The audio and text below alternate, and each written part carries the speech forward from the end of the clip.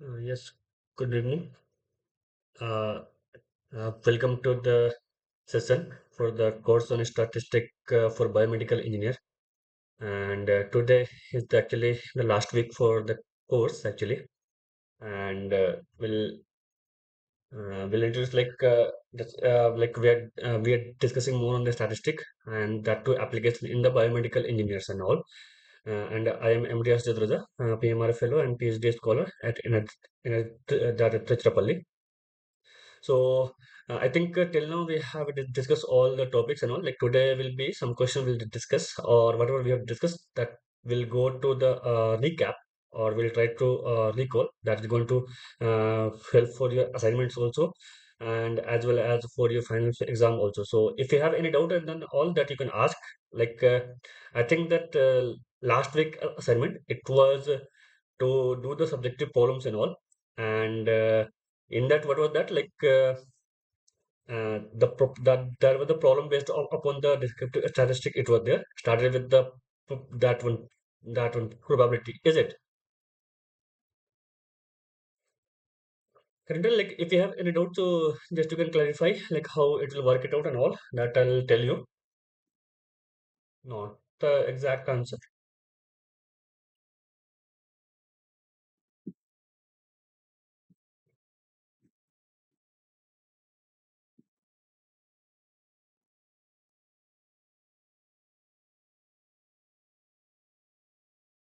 is it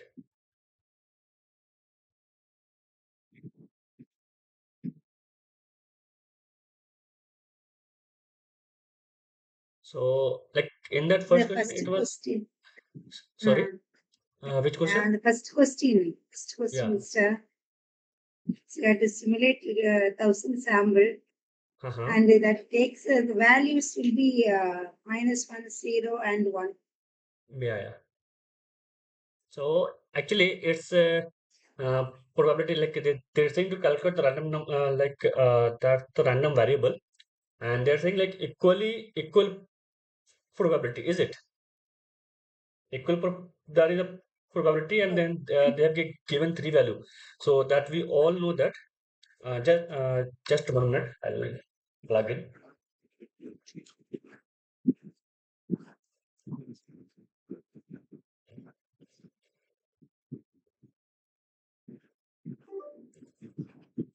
So actually, it was they have given three value.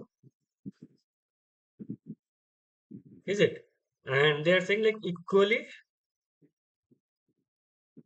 probability. So we know that summation of the probability will be what 1. So 3 equal means 1 by 3. 1 by 3, is it? yeah, yes, sir. So now that once you know that one the value for that one probability and then the value, so that mean will be simply that the value into probability. So that will come like that you can make like the value is itself and probability plus x1 p1 plus x2 p2 plus x3 p3. Is it? Yeah, yes, sir. So that you can calculate that you can keep the value as a like x value and then corresponding probability that you can keep it out. So that will be easy way. I think hopefully this will be clear. Yeah, yes, sir. Any other doubt is there? Like anyway, today I'm going to give the recap. So in the last, if any doubt that we can see, is it? Yes, yes, yes, sir. So that we started from where? Like biostatistic. Like before the biostatistic, like we have the statistic. Statistic, like it's something that we are going to make any decision or just 1 minute.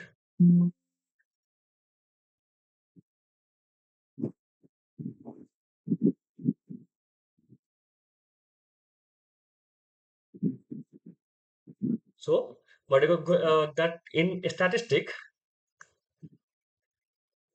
so we are going to deal with the probability based upon the decision, like inferential and all.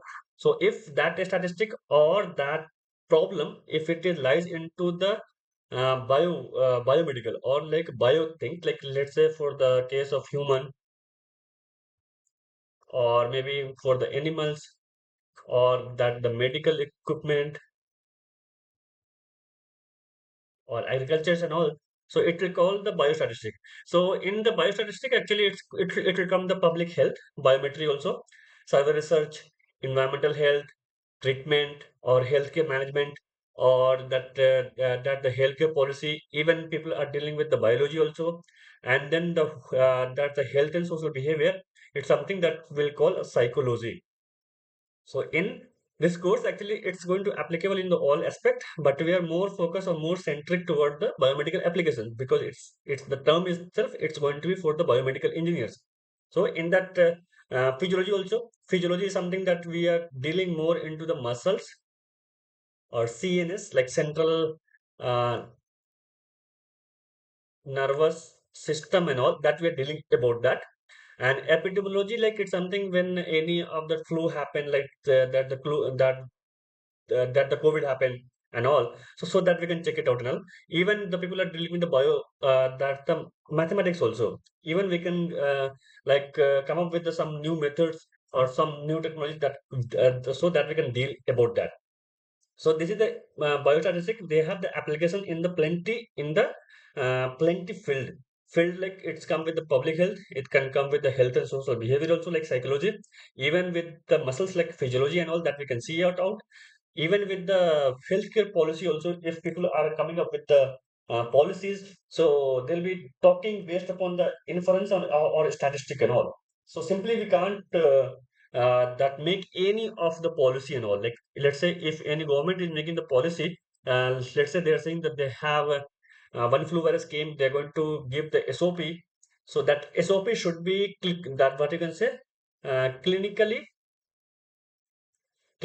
proven, or it should make some sort of like inference like in a proper way. It's not directly that whatever we can make it and then they'll so that will go. So it should be backed with our maths, or it should back with our probability or our study. So this is the whole idea, like where it can apply. So what is that importance and role of the biostatistic? Like it's going to make or the frame the objective, like what are the objective we had. And let's say some any of the agent, like that the government agency and all, they so they want to make any proposal for the any SOPs and all. So what they will do is first they will finalize, okay, what is the issue is there. Based upon the issue, they are going to make the objective. So objective once it's designed, so now we have to check with the study design. So if for the policy and all, that will be already proven study will be there. Based upon that, some SOPs will comes into the picture. So once okay, so in that along once that SOP was defined, so after that what will happen, because that SOP was designed based upon the previous data. So once it come to the new flu, just like COVID and all came, so now we have to take, okay, we'll take the some sample, we'll do the testing and all, how that what is the severity rate, and what is the what you can say severity rate, then we have the mortality rate. So this all will comes into the pictures and all. So based upon that, they're going to make again the study design. So let's say in a day this much patient came, or in a day this much that death happen or mortality happen. So they will going to make based upon then for the testing and all, they will going to design the sample size. That sample size. Let's say if we have one single group or two groups, so that we can make through that a small number sample like t-test, chi-square test, and all that we can make it out and all. Then after we make what are the analysis plan summary, that exactly what we need, or that how can we define it, or how we can take our study in a different directions.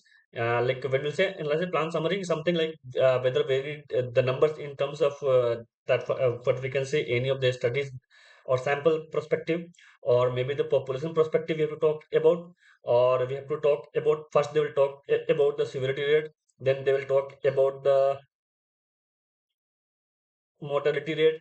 Then they will come up with they're going to testing the vaccine or something, so they will design for that also. So for that severity rate, that the study will be different, or the analysis will be different. For the mortality rate, that the analysis will be different.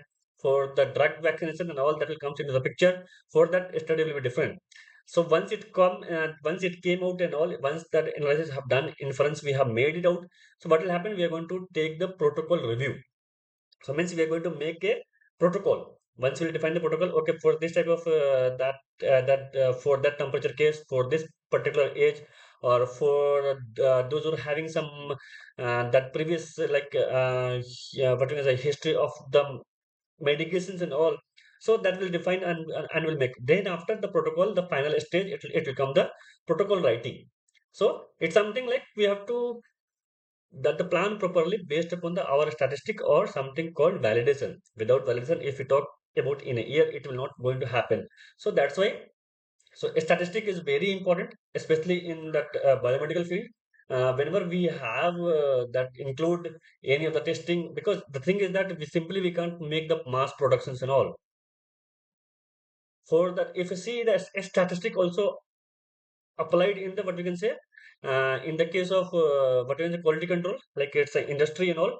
But for what for them, they will be having the QN QC testing, like QN, that the quality assurance, and then quality control testing. They have the department will be there, so they will check. So actually they don't have any mortality rate or something that they need to be done. But the thing is, they will check for the design, whether they coming under the fit for the design or fit for the market and all. They'll check and then they will come up with that. That the similar way in the biomedical, because the same thing, without testing and all, we can't simply put it. And that to sample or the testing should be done on the sample, those who are the bio or maybe the human or maybe the animals. Like if you see in the biomedical case, any of the cases that will go, any of the cases so they will start with the which species or which bio, like it's a rat or some those who are like not much effective. So they will do the testing in the rat and all. Once it's they will see some results are coming with some proper results or something. So then they will go into the human, or they're going to apply to the humans and all. So this is a very important part. So statistic actually it's a part of that whenever as a statistician or a statistician, or maybe if you are that's the biomedical engineers or any engineers, those who are dealing with the something that critical to make any decision, either in terms of the industry, either in terms of the biomedical, or in terms of the pure biology, or in terms of the any that is a healthcare where it is important. So we have to apply a statistic, and that we have to check that how the things are going on. Even people are not doing with the marketing also. So let's say that any company, they have launched two product they have launched. Now they have to do the campaigning. So they will spend some money or something. So they will spend some money or they will do some advertisement. So based upon the advertisement, how many numbers that customer turn on, it's again. So they will say which advertisement campaign, because we were having two product. We have chosen two that advertisement campaign, and then we have done the testing. Then based upon that, okay, so this advertisement campaign, one was a bit more creative, or maybe it's was connected with the connecting the more people in the realistic way. And one was the classical that advertisement campaign that will say, okay, this is a feature, this is the things, this all and all. So we'll see. So it will affect the number of turnout in the like sale and all. So that's how they will say, okay, this advertisement campaign is more effective compared to the so that another one. So that's how it will work. So everywhere, whenever we have to deal anything, like we have to make decision, we have to do the comparison and all. So we should do the statistic test and all. We have to do it. So what they will do? What is the use of the biostatistician, or the what is the statistic in the biomedical? So they will say test whether the difference between the two population is real or by chance of the occurrence. If we go with the probability, it's be something like it's will a chance by the chance by the occurrence itself, by seeing the descriptive parameter, like that's called um, mean and mode and all, that will see, then it will go directly. But if we go with the realistic way, so whether it's coming like way whether we are make that able to make a real decision or not. So that is the thing that is very important. So that's why we have to go with the statistic, because the simply descriptive one, that will not give a clear picture and all. Then study the correlation between the attribute in the same population. Attributes, it's something called factor. or which factor affect much for that particular that the population, or either if you have three to four factors, so what is the correlation between the factors and all. So this is called regression or correlation studies and all that we are seeing about that. So that's why if any of the study or any of the things that, let's say, we have one drugs is there, that drug need to be administered to the three to four group people. That's the one is that's called male, second female, or maybe second category can be the with the age, if that age category of 5 to 10, or that from the infant to the 5 year, or maybe 10 to 20 year, 20 to 40, then 42 plus, that is citizen. So that the how studies are correlated, or what will be the doses of the vaccine and all. So that's how the people will check about that. Then after, to evaluate the efficacy of the vaccine, let's say we have for the COVID, we have one V1, V2, V3 is there. So now we are going to administer three population, one group, two group, three group, or same population, three vaccine. But the thing is that their effect will be there. So we'll check, okay, in which out of the all these three vaccine, which vaccine having comparatively higher efficacy and all. So that's how we can check it out. Then after, to measure the mortality and the morbidity. What do you mean by morbidity? Any idea? People affected with the disease now. Sorry? People are affected with Yeah. the So disease. yeah, it's the mortality is something that that the death happen and all, and the mobility is that effectiveness, or that effect that happen. Maybe we can say that impact of the particular disease. Is it? Sometime it happened, or it happened 30% injury, 60% injury, or the body got paralyzed and all. It's a, like it not got mortal, but it got mobility. It's something that impact that happened on the percentage of the body and all, something like this.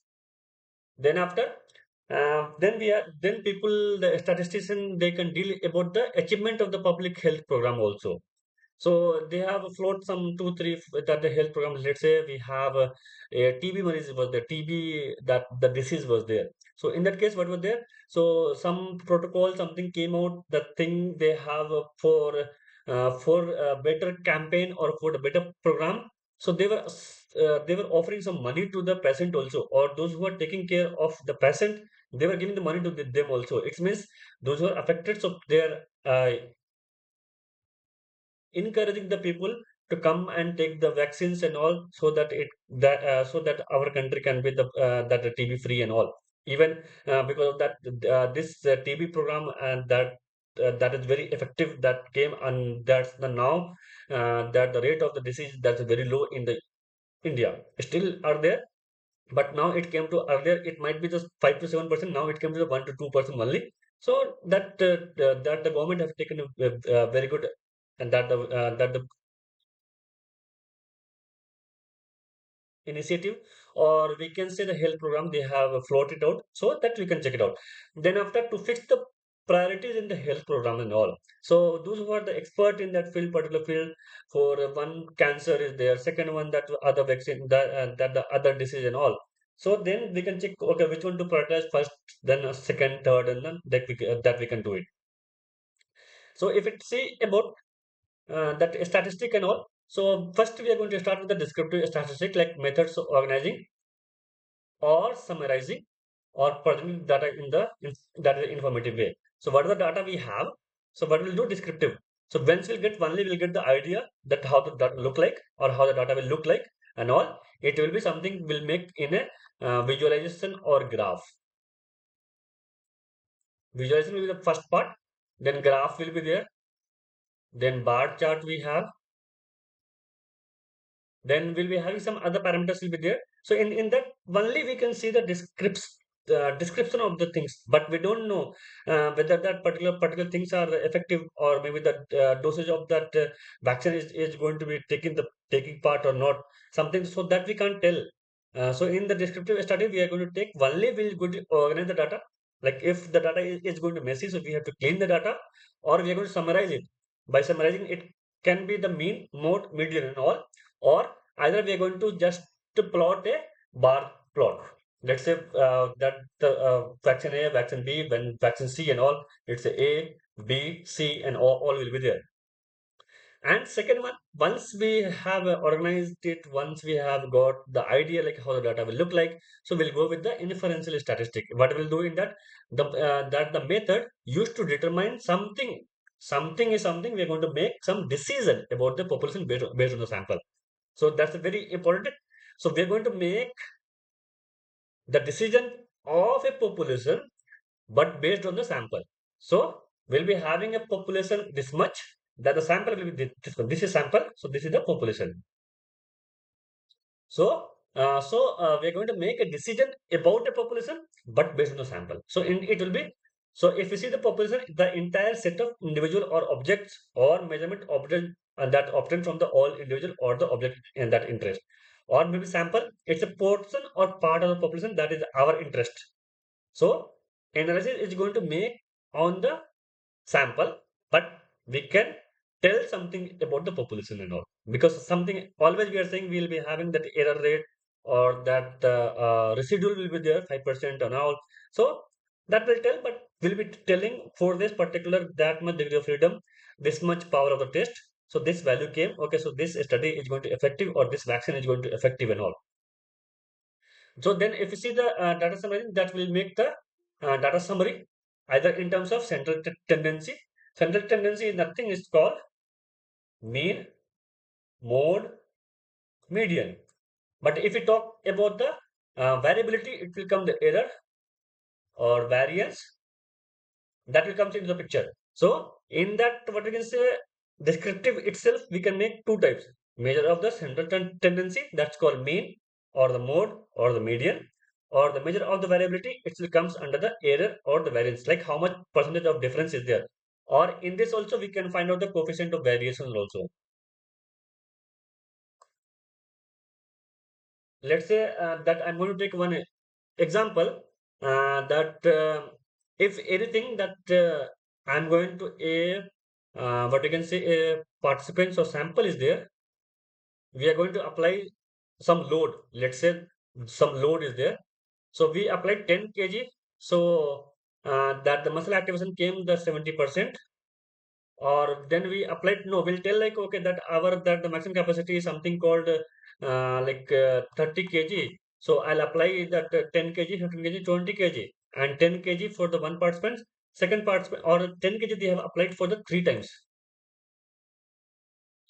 So 10 kg can be 10, 11 or 9, but it can't go beyond of what we can something called like 12 or 13. So what will happen? So that the difference will be the 20% or 30% in all.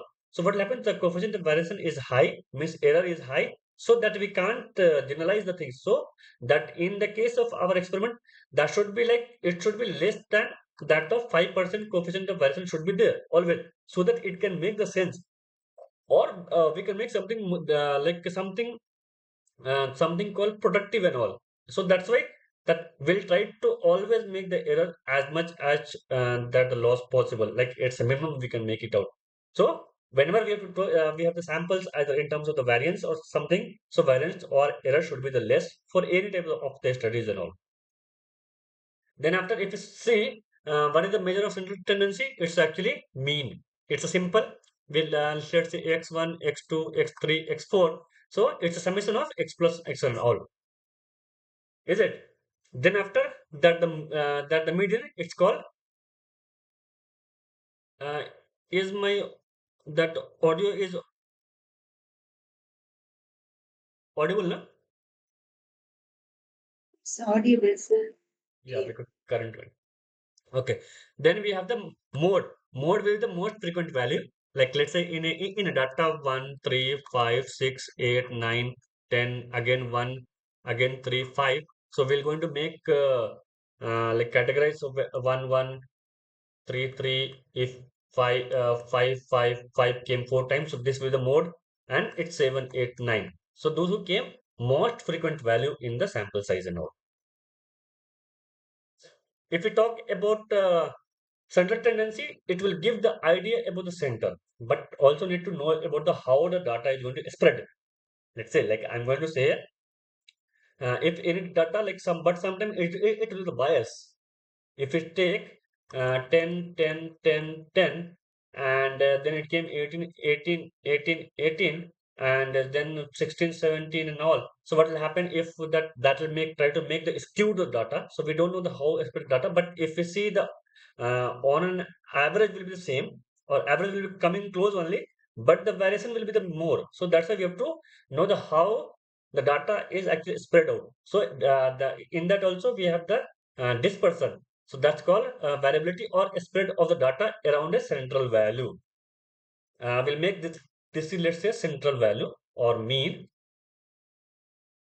So now if the data is smoothly, then it will go like this. Sometimes the data is heavily biased this side, so we'll try to skew and all. So but the thing is that if you take the overall mean, it can be coming close to this one, but sometimes it will skewed. So that thing we have to check it out, and then that thing we have to take it out. So that's why we have to. It's the very important that we have to check with the variability also, or the variance also. Now that's the we don't have to only check with the something called like central tendency also. So in that we have the first is the range with the maximum, minimum, and will be there. Then that the variance will be there, like let's say xi minus x bar. This is the xi. This is the things minus x bar that we have calculated the mean. So this is called error. Then we have the standard deviation. Its standard deviation will be the root under of the variance. Then we have the degree of freedom, coefficient of variance, variation. Then percentile, interquartile range, and then coefficients. That we have the different parameters are there based upon the our that interest that we can play about. So if you see that the range, it's called max to minimum. Then the variance, average squared deviation from the mean. That's how it came out. That's the y squared to avoid the negative or emphasize the large deviations and all, because sometimes we'll be having, if we are dealing with the 10.11, 10.12, 10.113 something. So if we take their squared and all, but or maybe if we take that absolute one, there is chances that we'll get very less value. So we have to emphasize the large deviation is something called scaling. So that the thing how the things will work it out. Then we have the degree of freedom. So estimating the population variance from the sample. It's something like degree of freedom is something like how much the freedom the people can have. So one will be the so let's say I'm going to take sample, and then because the mean is itself a one value. So whatever the one that the number sample we have minus one, so we'll get the degree of freedom, that much number of degree of freedom I have. Okay. Then we have the standard deviation, square root of the variance. That's actually in that called heart rate variability, heart rate variability, or EMG amplitude and all. And then of the coefficient of the variation in nothing like it's a percentage or the relative measure of the variability and all. It's something called coefficient only. They will talk about the standard deviation or the variance only. So if it is mean 100 ST, so coefficient of the variation will become 10%. So CV will be standard deviation by whatever the mean is there. So that will become the coefficient of variation. So, and in our any study in the biomedical and all, we'll try to keep as much as low possible. So that what will happen? So that's the variability will be less, so that we can the data will make more sense as compared to that one. So let's say that's the mean we have 10, and the division also at having 10. So it means 100% the variability is there. It means high variability. So there is a high chance that we'll get the some sort of wrong value and all will get it out. Then we have the percentile, like it's something like how the data is spread in the first quarter, second quarter, third quarter. It's in the data how the data is there in the first one, and then second one and third one. Is it? So it will make like this sense only. Then interquartile range. So it's a Q3 minus Q1. So Q1 is the 25th percentile. Q3 is the 75th percentile. So it's a like something called difference between the Q3 minus Q1. Then we have the kurtosis. It's a tailness of the distributions. Like it's a tail will tell. and then we have the heavy tails and the low tails will be there. So then after we have the random variable. Random variable that that what is that in any of the experiment we are going to do the sample will take randomly. Let's say I have something called one box is there. We'll take blue, then we have the red, and then we have the yellow. So that we are going to mix it up, and we'll take something that will be the what we can say randomly. We're not going to, so that we call random variable. That the random variable is the variable that assume numerical value associated with the random outcome of an experiment. Let's say I took that black one. So what is the probability of getting black? So that will become the random variable or the random value. So that is actually going to use in the probability function, and then if it is going to be a discrete, so it's called probability mass function. If it is going to be in the continuous, it's that will become the probability distance, what you can say density functions and all. Then after that we can use in the science field, like its application for the probability laws, concept of the evaluation of the screening test or diagnostic criteria and all. So testing that the procedure, it can be false negative or false positive. Sometimes because it's a contingency table or the confusion that the call confusion matrix will be there. So that's how we can deal about. So whenever we are going to say anything, so when so they'll be talking or they will say they will be having some sort of objective. Given the subject has a disease, what is the probability of a positive test result will happen? So let's say any subject have particular symptom or any subject have some of the particular that the things are shown out. So what is so if that disease has, so what is the probability that for any setup or the vaccines or any medicine they'll give them some sort of positive test, given that subject does not have the disease, but the thing is that but whether that medicine or that the medical equipment will giving the results or not, or it's giving the false result or the negative results and all. Given a positive screening test, it means presence of that the symptom, what is the probability that the subject has the disease. So this is the how the data or the hypothesis they are going to define,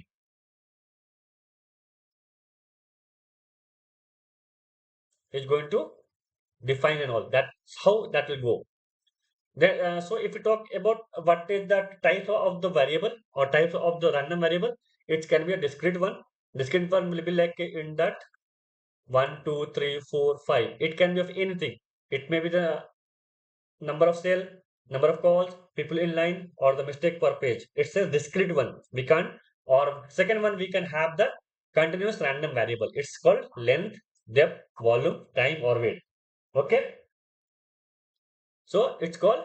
Sometimes it will be the just 1 minute.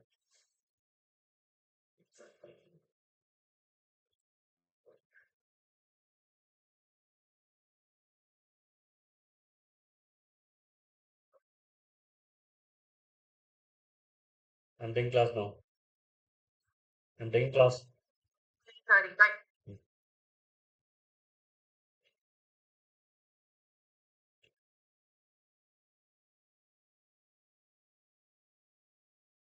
So, continuous random variable is something it will be like go uh, length or maybe the from 1 to 100 meter.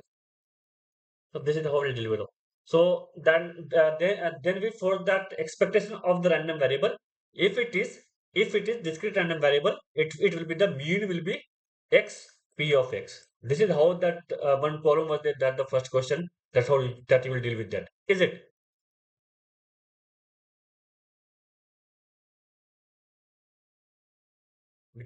Because that problem was the discrete and discrete. So whatever the value into probability, it will come the mean. Is it?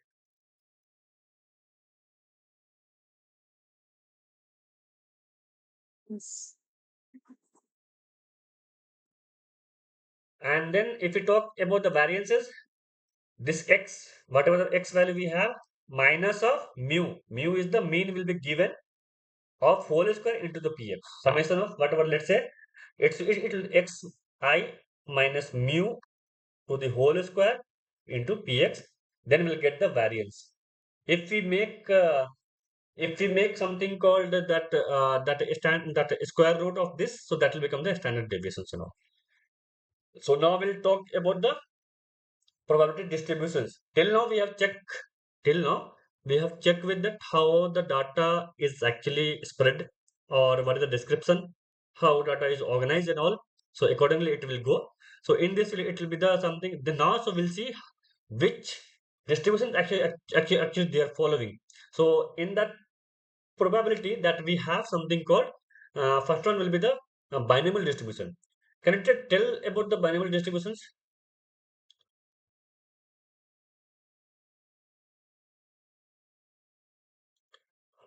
Binomial, by the name itself it's a bi. So they'll be having only two types of, or three types of, that outcome will be the percentage, is it? Yes. So it means they'll be having the only one of two mutually exclusive outcomes. Let's say that the coin, let's say that any of the that the mail, it's either spam or not spam. So it means like it will be something like it will be the mutually exclusive, that the probability will be the high, either the 50% for the coin, or something will be the, some different will be there. So each trial going to result in the one of two possible. So for a binomial that the distributions, only two possibility will be there, not more than that. Then one of possible outcome is going to success, other will be going to the failure. Let's say I'm going to say P is good probability of the success. So then Q will be 1 minus P will be the probability of failure. Okay. So in this case, in binomial, only two things will be there. So in that, how can we do? So that the probability or distribution will be NCX, P to the power Q, N to the power minus X. So this is how it will go. If we have the zero, that the number of success, so NC zero, Q into N to the power minus one, like P to the power zero. So P to the power zero, it's actually a one. So it will be NC zero, Q to the power N minus zero, like Q. So it will become NQ. 1 NC1. Then similarly, so total summation will be the always 1, that we already know. In a probability, total chances of the occurrence will be the always 1. So this is talk about the what you can say binomial distribution. Then we'll come to the what is the mean will be the something called NP. What is the variance? It's called NPQ. NP is like number of occurrence or event. Then P will be the success. Then we'll be Success. having that NPQ, then NPQ. That's all. So then we second one we have that what we have, Poisson distribution. In the Poisson distribution, when the number of sample will be high, is it? N will be high, but chances of the occurrence will be the low. It means whenever we have, let's say I have 10,000 samples are there, but there's a defective will come 0.01% only. So it means they're going to follow the Poisson distributions. So that's how we have to remember, like where we have to apply which formula. Anyway, if any problem that if you apply that in this case that the number of sample is high, that the probability is low, that you can apply this formula. But the thing is that the calculation will be the too high. So that's why in this case that the Poisson distribution came. So Px is equal to e to the power lambda, lambda to the power x, and x factorial. So that lambda is nothing, it's the NP. So that the this probability is going to be very low, but the n is high. So lambda will come 1, 2, 3, something that's a very reasonable. So that we can calculate and all. So here occurrence of the event will be the independent, so that it is an interval of space time has no effect on the probability of the second occurrence. Let's say I have one toll traffic is there. Through this, that for a 2 hour, one car or from the toll, it will pass the like 10,000 car will pass, or that the 100 car will pass. Out of that, only one or two is going to abducted by the police for the maybe the violation of the fine or maybe anything and all. So only one or two. So means there is chances of the probability will be the low. And one more thing, if that one car have been passed or that event happened, so there is no effect or there is no like a second occurrence that going to affect the second vehicle. No, it's totally independent from the one event to the second event. So that's how it will going to work it out. So then we have the one problem that we have deal about that. A firm has the two car in that hiring and all. I think this is the clear now. So that I'll give simply the brief about the theories now. Is it? Yes, sir. Hmm. Then we have the so till now it that we were having which one binomial. In this only chances of the occurrence will be the two. Then we came across the binomial that the poisons. In that number of samples will be the high, but the chances of the occurrence will be the low. That the one example is that toll that something will happen, or maybe that waiting time and all, or waiting time is actually at the exponential. Then we have the continuous one, continuous probability. So this is called discrete. It's a one bar. If you go closing all mean, and if you make like this, so that will become your continuous one. But if you take the individual 1 2 3 4 5 6 7 and all, so this is the discrete one. But if we connect all this the dots, so it will become the what you can say continuous line and all. So in the continuous line what we have, it's called uniform distribution. So probability of a from the a to b, like chances of the occurrence from the a to b, it will be a b minus a by whatever the total number of things we have, d by c. Okay. So this is how it will go with the mean, then how it will go with the standard deviation. Then we came across the normal distributions. Actually, that's the whole statistic, or the things will be going to more into the normal distribution. That our assumption will be something that normal, that the data should be normally distributed and all it should be there. So if we see the normal density function, it's called fx is equal to 1 by root of the 2 pi sigma e to the power x minus mu to the whole square by 2 sigma. So, but it's x minus mu by sigma is nothing, it's a z. So that will see standard normal distribution. Standard normal distributions all will be there. So if you see the characteristic of the normal distribution, so it will be symmetrical about its mean. It will be going to be always symmetrical about the mean. The curve on the either side will be the of m. M is nothing called, it's a mirror image of the other side. And the mean, median, and mode will be the always equal for the normal density functions. Okay. Then total area, and the total area under the curve of the x-axis is going to be 1 square unit. Like it's a total area that will tell.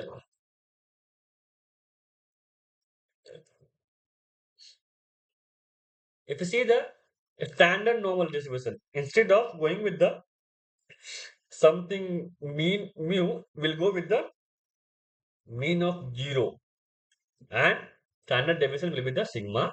For that case, f of z will become root under sigma pi e to the power minus z square by 2. So z will become x minus mu by sigma.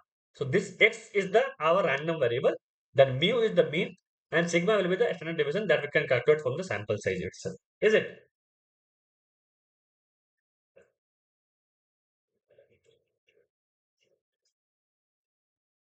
In our that the whole statistic will going to more discuss in the standard normal distribution instead of going with the normal density functions and all. So if you can see here, symmetric bell-shaped functions, if we are having 1 sigma, if we have the 2 sigma, if we have the 3 sigma, when the sigma 1 sigma and 2 sigma and all, what will happen that our area under the curve, that is the probability of the reasoning that they will going to take more and more and more. So that's why that the nowadays company coming up with the 6 sigma company, 8 sigma company and all. So it means there is chances of the occurrence of the failure, it will be the very less. So that's how you can see if it is distance from the mean ordinate, it's a 0.75, it means 50% area under curve. If it is z is equal to 1 sigma, don't get confused. It's a sigma is equal to 1. No, sigma is equal to 2. No, it's something called z. X minus mu by sigma. It will come if it is 1. So it's a 68.1%. If it is z is equal to 2, then it will come 95%. Z is equal to 3, it will come 95%. So that's why this talking comes in this term, not with the sigma. If it is sigma is going to more and more, it means our standard deviation is getting more, it means error is getting more.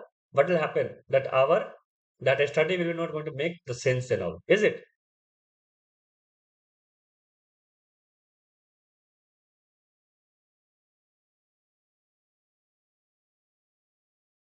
Okay, so we'll go next now. So so this is a similar thing like when we'll having the probability that we can see many types of the rule. We have the addition rule, then we have the multiplication independent conditional and all. I think this and all we have discussed like when we have introduced the things in the starting itself. So now we'll go with the sampling distribution.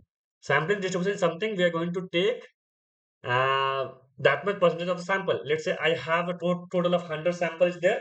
No, total of 100 population is there. We'll take 50. What will happen? We have taken the 50% of the population. So that will call sample or sampling. Or let's say I have in a box three red ball, four black ball, three white ball. So how the things will going to affect and all. So it means like we'll take sampling. Either we'll take two red, two black or one white. Okay, so what will happen in that case? It will go like we have to show it, or it will go the sampling. How we're doing sampling?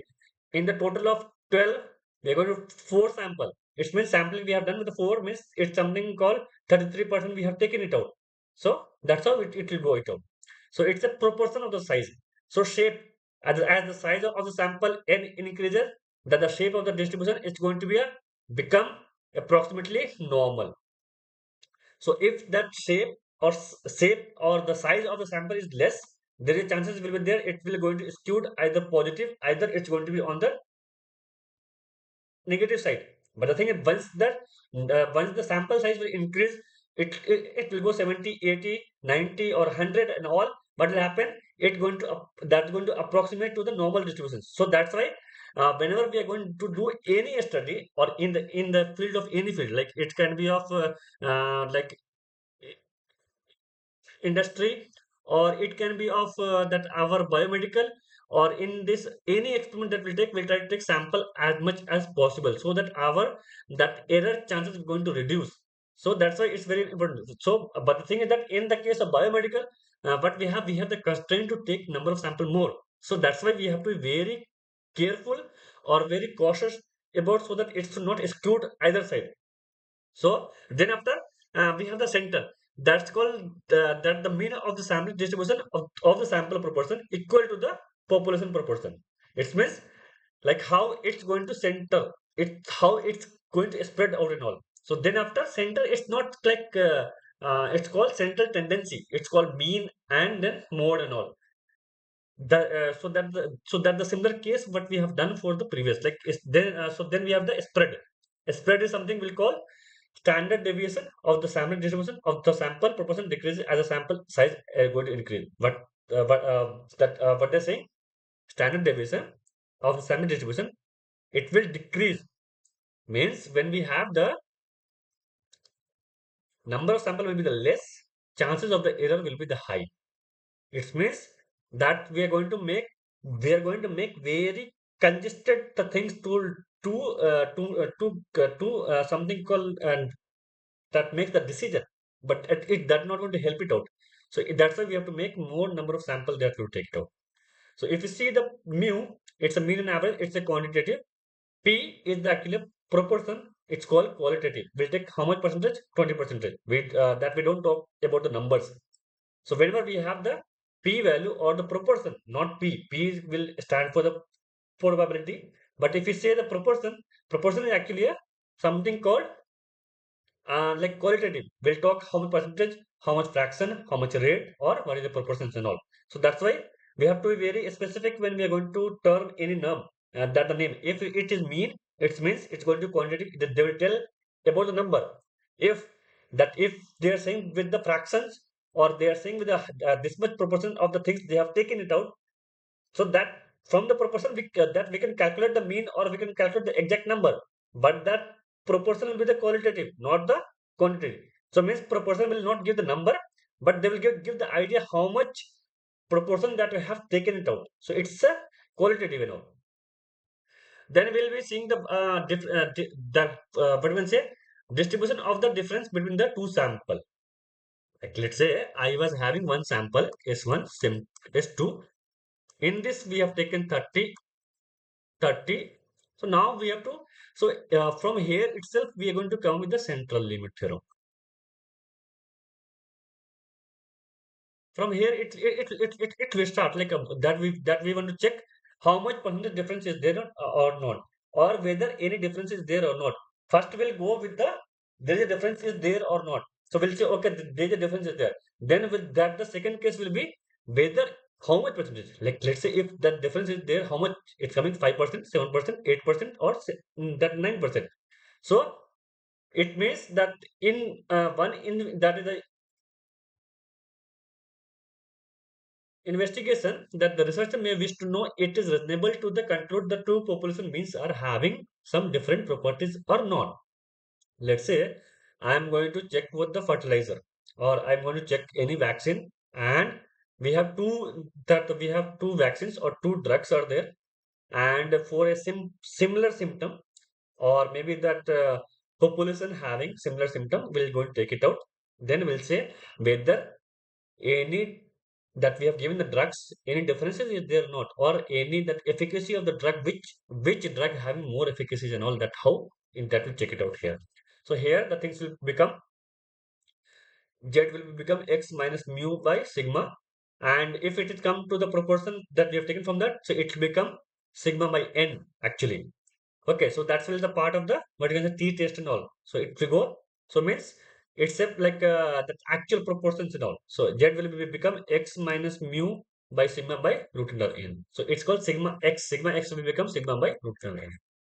Okay. So if we have two sample, if we have two samples, so x1 minus x2 minus mu1 minus mu2 by sigma 1 square by n1 plus sigma 2 square by n1.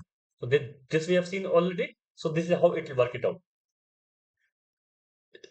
If we have distribution of the sample proportion is a single proportion, so it's a p bar minus p into 1 minus p by n. So it's something called pq by n.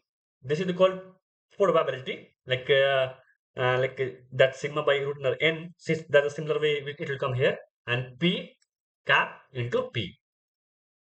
So if you see that we were having two sample proportion, p minus 1 p2, p minus 1 minus p2 into p1 minus p2, it's the average one, or overall proportional.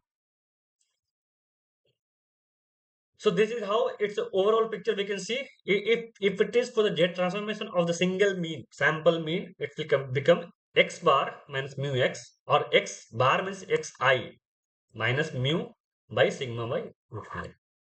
If we have jet transformation for the difference between the two means, then means we have the two means are there. Simple mean, like one single mean, then we have the two sample mean. So it will become x1 minus x bar, like x1 minus x2 into mu1 internal.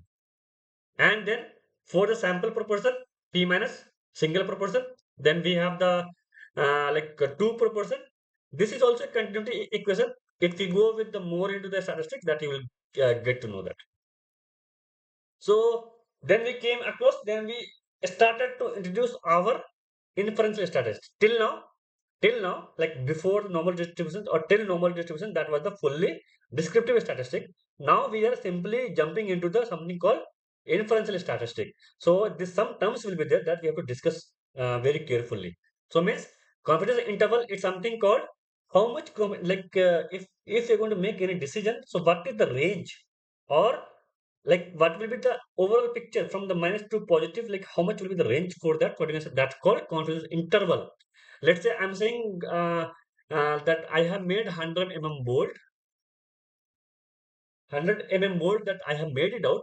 But the thing is that I'm saying I'll be saying 101.75 to the 99.975, that way that is the our confidence interval. So means it's something very too much confidence, and the error it will be the low. So that's how we're going to, like, confidence interval is will be the high in this case. If it is the error will be the more, confidence interval will be the less, like confidence will be the less. Confidence is will be the high when we have the error will be the less, and the confidence will become the less if that error will become the high. Okay, so if we see that a point estimate is a single numerical value used to estimate the corresponding population parameter, or n point estimate, it will get something BP 120, 80 and all. If the interval estimate is something called two numerical value defining the range value with the specified degree of the confidence, something like minimum to minus. So that will include the estimated called interval. Choosing an appropriate estimator, so either we can go with the something called expected or mean and all, that depends upon the how the data is actually spread and all. So if we see with the estimator, it's a called mean. X bar my is equal to summation of x by n. Is it? A sample population is the population from which the one actually draws a sample, or target population for things that we have to make some sort of decision. Is it?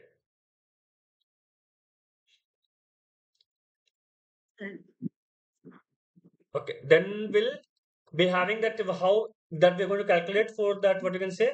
So it will become the mu is equal to x bar plus minus z of alpha by 2 sigma by root under n.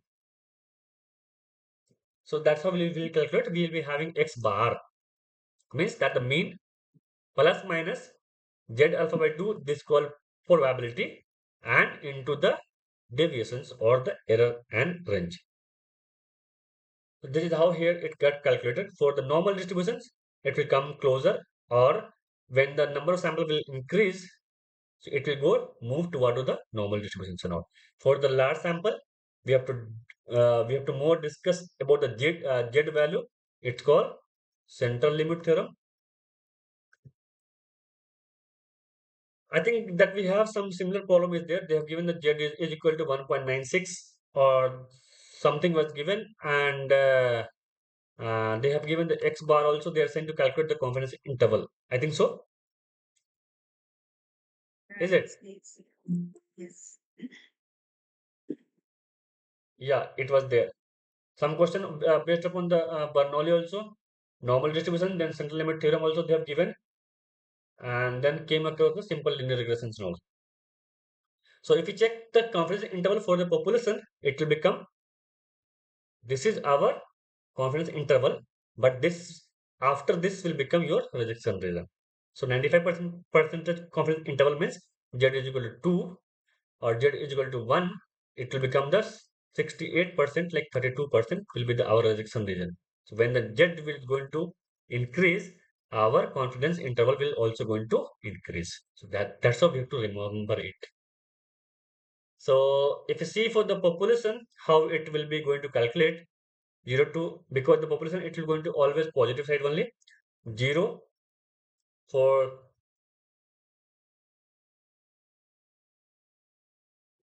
1. Then we will come across the statistical test. A finite subset of the statistical individual called sample and number of individual that called sample size.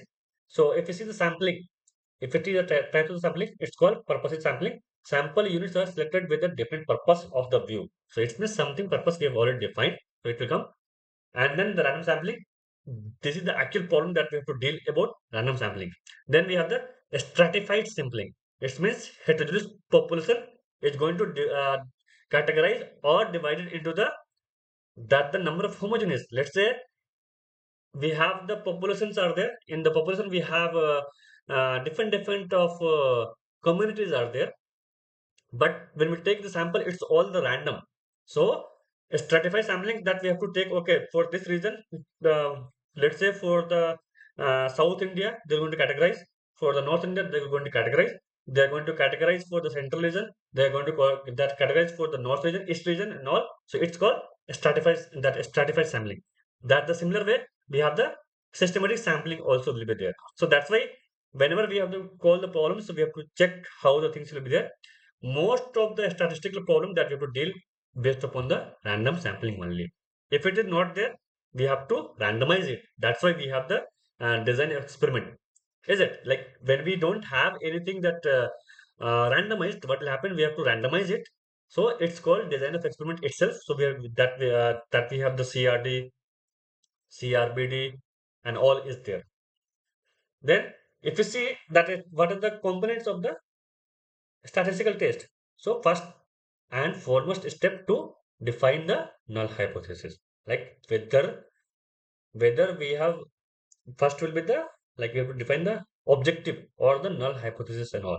So the very important aspect of sampling theory is to study the significance which enable us to decide the basis of the sample. The division between the object sample statistic and the hypothetical parameter value or deviation between the two independent sample statistic. So in that we'll be having two hypotheses that we have to define. First one is the null hypothesis that's called status quo. Status quo is something like we'll be having the standard one. I have taken two sample, but there will no much of difference will be there. So means null hypothesis is a hypothesis that going tested or possible under the assumption that is true. Okay. Then we have the alternate hypothesis. Any hypothesis that's a complementary to the null hypothesis is called alternative hypothesis.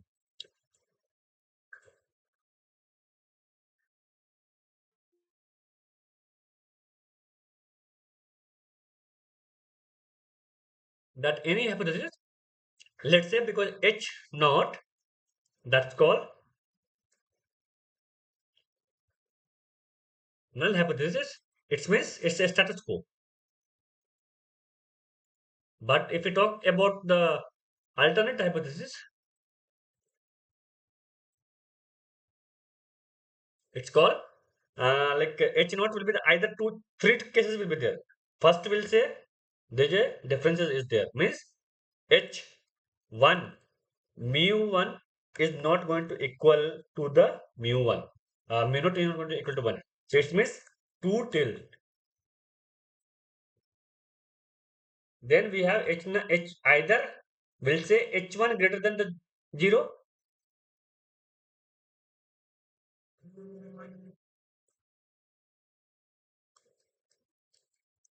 Just 1 minute.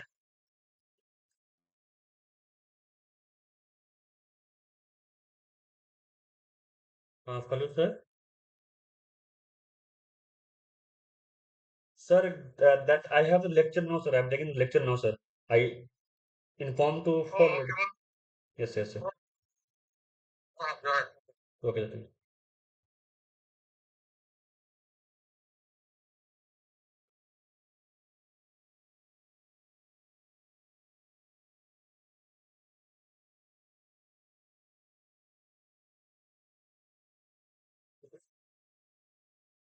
Okay. So then we have to talk about whether that which one is having more effect or that the difference are having more and less and all. So it's right tail test or maybe the left tail test will be there. Then after error in the sampling test and all. Actually, error in sampling because what will happen when you're going to make that when I'm saying like okay this is the things that I have to reject the null hypothesis. But after the test, what happened due to that some sort of error or maybe the data was noisy.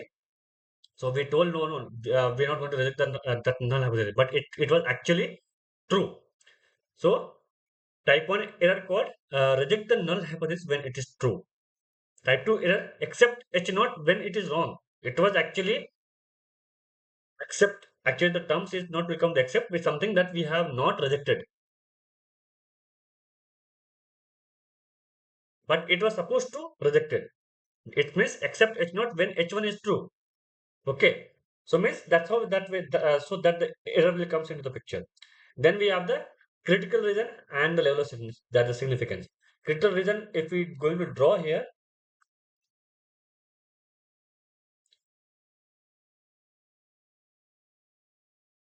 So this is called rejection region, and this is called critical region.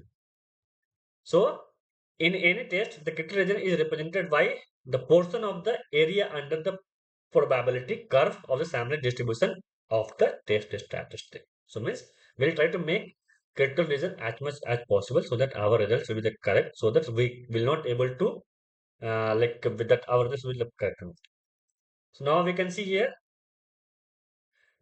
when it is mu greater than the mu naught, it's called right tail test. Mu less than of the mu naught, it's called left tail test, or it is called two tail test.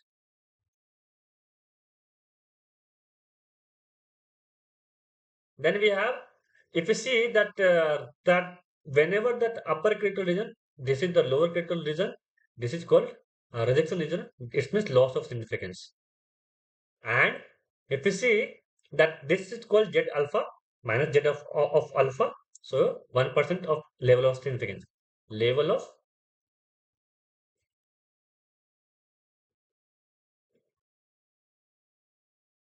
for 95% of the CI, it will become the 5% of the level of significance. For 99%, it will become the 1% of the level of significance. So that we can see this value, if we, that you can get from the that statistical table.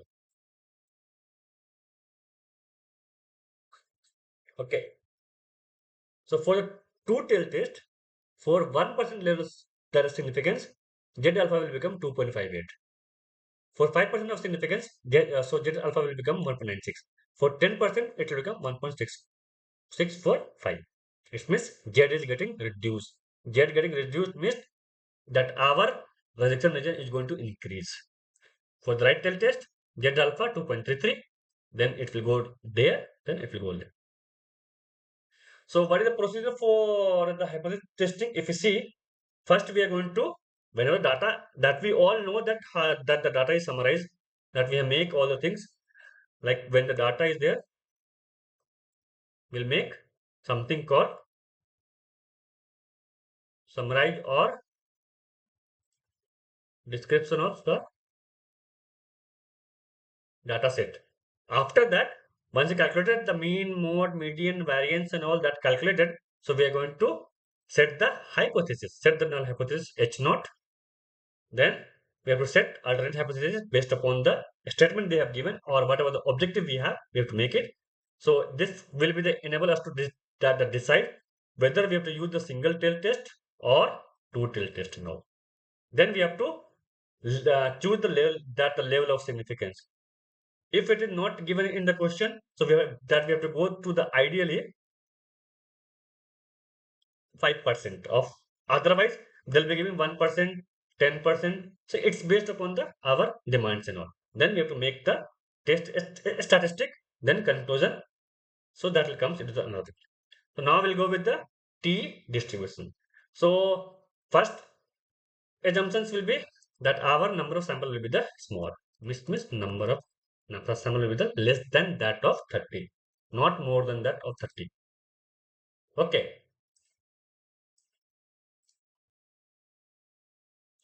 Then after, it has the mean of 0 and everything will be the same.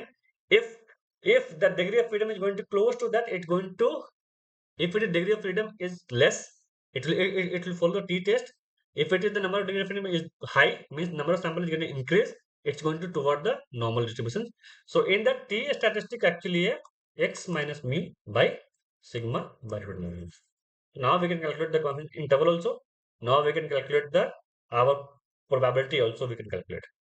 So similar way that we have calculated that the last time x plus minus t of 1 minus alpha by 2 say sigma by root of n.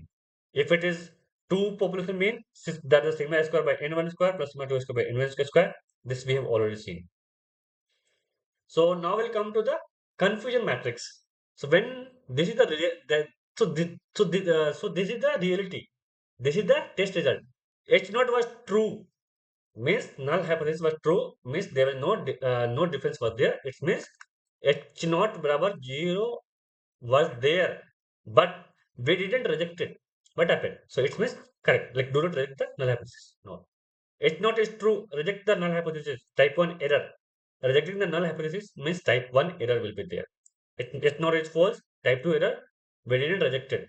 Then we rejected. Okay. So this is how it's coming.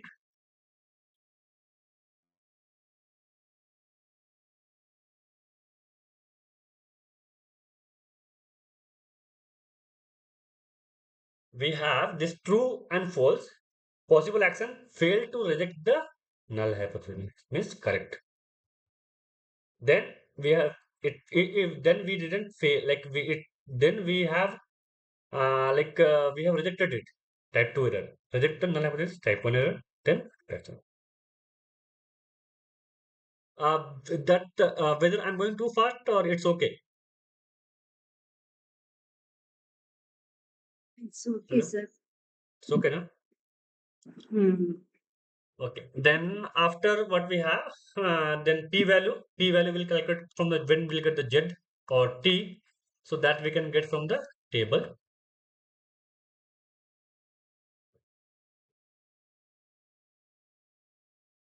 So p-value is the that one probability that the computed value of the test statistic is at least as extreme as a specified value of the test statistic when the null hypothesis is something.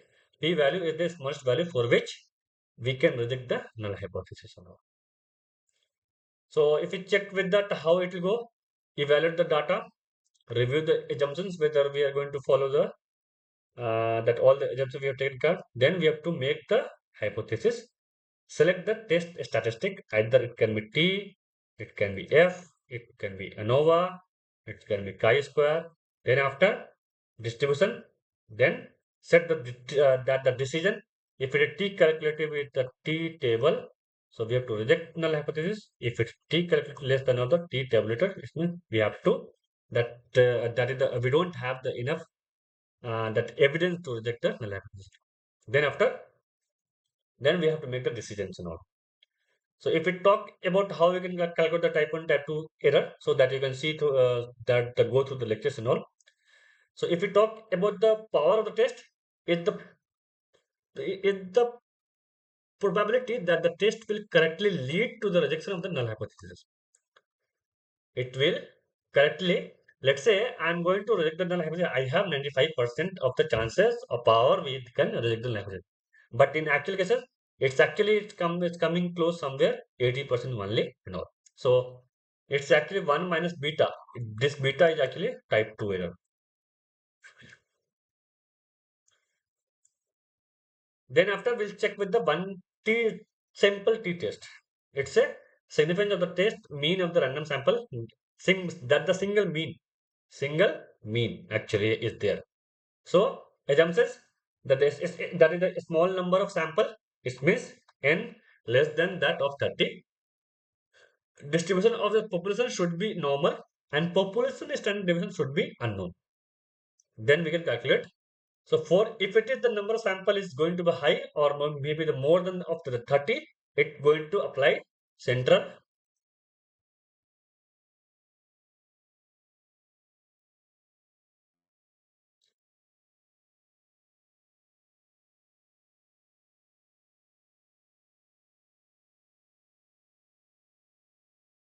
limit theorem. If it is less than that or in that case population will be the that the sigma will be the known. In this case sigma will be unknown. So first step, what is the first step will be there? We have to make the hypothesis. Null hypothesis is called H naught is equal to X bar is equal to mu. It means status quo. Then we have the alternate hypothesis. It means either it's not going to be make it two tail test. If it is greater than, it's a right tail test. If it is less than that, it's a left tail test. Then we have the test statistic. It will become your x minus mu by sigma into this one. Okay. So that degree of freedom will become n minus 1. Then we'll make T alpha at degree of freedom that one T calculated. If it is T calculated, it's going to T tabulated. We have to reject the null hypothesis. T calculated and T tabulated do not reject null hypothesis. It means we don't have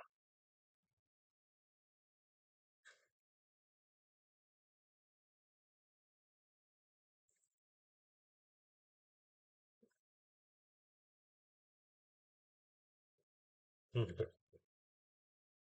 Then we came across the two. It was a single mean. Now population mean of the two sample. Okay. So in that case, what will be there? We have to go with the x minus one minus x1 minus x2 by sigma of 1 square by n square plus that is sigma 1 n square 2.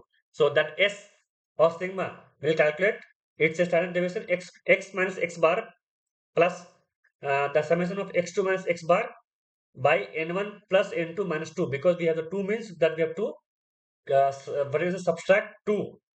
Okay, if it is that a single mean, it was n minus 1. Now we have two mean. It will be n minus 2. So this n is actually how much? N plus n2 minus 2. If it is, we have three sample, n1 plus n2 plus n3 minus 3. So that's how means we have already calculated the three mean. So means that need to be subtracted. So now we came then after. So till now we what we have seen actually. So this will not see now. We'll go with the first chi-square test and all. Then we'll come back to the F test. So anyway, that for the F test is nothing. That the only change will be the that the calculation method. So here we have to deal about the more of the variances instead of going with the mean. We have to check with the sigma 1 square, sigma 2 square. F will be the highest variance upon lower variance. It means F can be sigma 1 square by sigma 2 square or sigma 2 square by sigma 1 square. No. All things will be same. To test the significance of the equality between the two population variance, we have to check, we have to make the comment based upon the population mean only. But the way method will going to change it out. To test significance of equality among the three or means. First step, there is no change in the variance, there is no difference in the variance. Second, so then we have the alternative hypothesis. So sigma 1 is,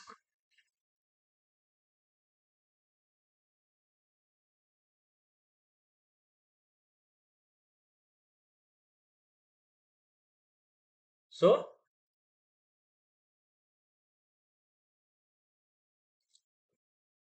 if it is sigma 1 square is equal to sigma 2 square, it's called two tail.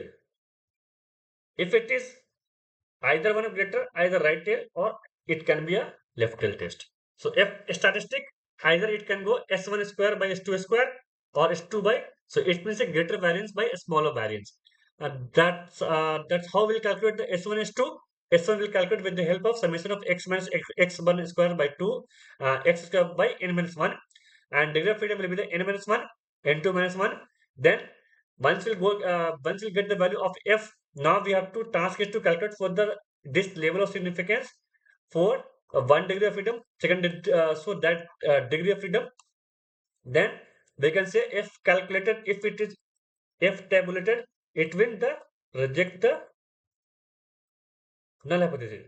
If it is if calculated less than that of tabulated, that will say we don't have enough evidence to reject the null hypothesis and all. Same thing. Then we came across the chi-square the distribution. When the data is very skewed, like it's something there, the things will be the always from positive side. So a continuous distribution, it's asymmetric and depends upon the degree of freedom. So means when the it will go region in the positive side, it will become the it use construct confidence interval for the variance to compare set of actual frequency. What will happen? One frequency will be the number of times will be there, or the one random variable will be the number of frequency will be the high and expected frequency and all. So what we'll do? We'll be having for a set, it will become some numbers will come. So now we are going to expect it, then we'll make the some decision. So test how well a sample fits. Maybe let's say 1% we have taken, that's the binomial distribution. One sample we have taken Poisson distribution. So now we'll check with the fit of the binomial distribution, or we can check with the fit of the Poisson distribution and all. Okay.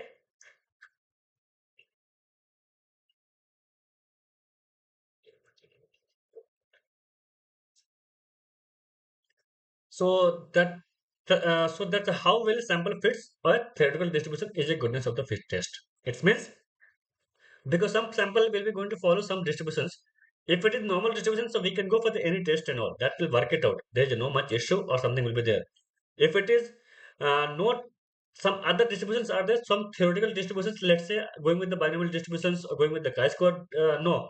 Going with normal distribution, no. That's going with the binomial, going with the Poissons and all. So we have to check it out. Or even with the, we can check with the fitness of the normal distributions. Also, we can check it out.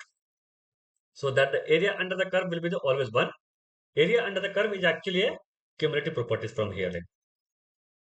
So here, test is that the significance will be summation of observed minus expected square minus by expected value. So what they come that so that the condition total frequency should be very large and should be greater than 50, and summation of observed frequency into the expected frequency should be same, and no expected frequency should be less than that of 5 if it is there. So if that will calculate into the another one. So if you solve or if you go in detail course and also that you can solve with some books and all. So if you see here, so they have given the x and y value. So now we can calculate how we calculate the a b c d, that the column total, that the row total. So then we can calculate the row total into the column total by grand total and all. That's how it came here. We are having a b c d. So this column total will become a by c, and b d. This will become row total will become a plus b c plus t. So if we want to get observed frequency is a for observed, for b, for c, for d, for expected, how we calculate for the a expected frequency of the a, it will be the row total a plus b, into c row total into the column total. This one, this one. So a plus b into a plus c by n. So n is the number of summation or number of value. So similarly for the b, a plus b by b plus d, a plus b plus b plus d by n. Then c plus d into a plus d, c plus d into a plus c by n. Then d, this c plus d into b plus d by n. So now we got it. Then after we can get the things, then we can calculate the and all. Then after we are having, so now we have discussed about something called like we'll be having two group means that we can check it out. Whenever we are going to check with the more number of variable and all, so we have to go with the ANOVA testing. So generally we are considering the quantitative response variable. It's one or more explanatory variable, usually critical question which fit is the setting. Like it's something called random variable. So let's say that which academic department in the science give out the lowest average grade. So explanatory variable given the department response is the GPA. Which kind of the promotion campaign lead to the greater income? So that income will become the response variable, but promotion time will become explanatory variable. Similar way, how do the type of the career and marital status of a person relate to the total cost in annual claim is likely to the make or health insurance? So explanatory variable is the career or marital status, and but the thing response variable will be the health insurance payout. Health insurance payout and all. So that hypothesis of the ANOVA will be it's already going to start with the what do you say H naught, the population means of the all groups under consideration are equal. Here it will be two or more than two groups. And alternate hypothesis is something that will be not equal in all.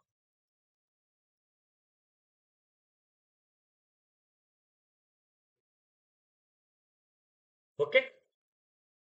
So here, let's say a car magazine